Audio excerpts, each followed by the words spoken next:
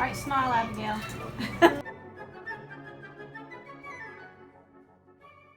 We're doing a little project for education and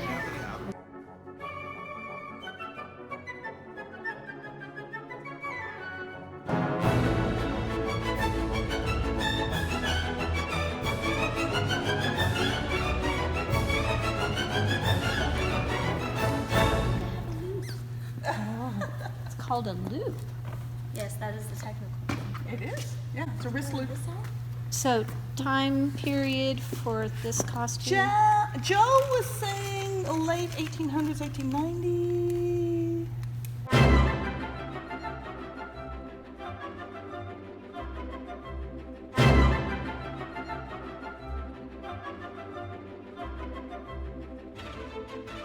Well, tell me, how many costume fittings will you do for this show, La Traviata? Oh, what did we figure it was? 30, 40? Well, at least 51, because that's... Yeah, at least 51 characters in the show.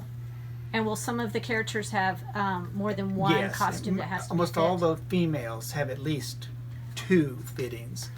Violetta has, of course, like 4 costumes. So there are a lot of pieces to this particular costume. Yeah, but she'll have shoes, stockings, petticoat, skirt, bodice, foundation garment, whatever that's going to be, you know, gloves, feather, fan, this hand here, yeah. I think that's what a lot of people don't realize. They think it's a costume. Mm-hmm. They don't think of it as 15 pieces have to go on you to make this costume. It's not just a dress and a skirt. Yeah. You know, you probably got a glass of champagne. You know.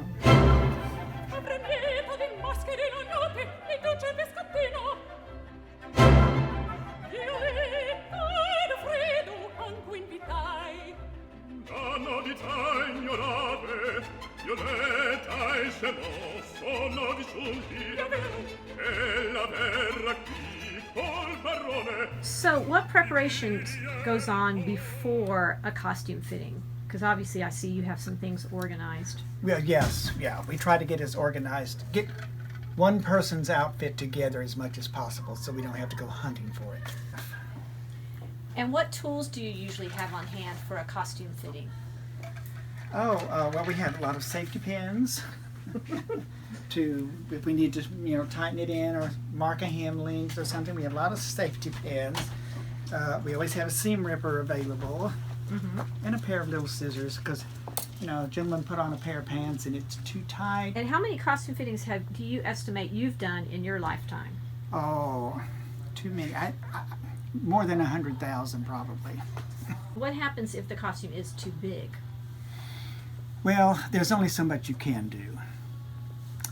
Many times when the costumes arrive that we've rented, there will be extras for just that reason, you know, in case we need to replace something or, you know, they're not quite sure if this is going to work. They will have sent a few extras. So what would you say is the most common alterations that you do? The most common alteration for women is the hem length. You know, it just depends on the shoes, how tall they are and how short they are. And it's the hem length on women. And on men, it usually is letting out trousers in the waist and hem lengths. Are there any special rules that performers have to follow when they're in costume?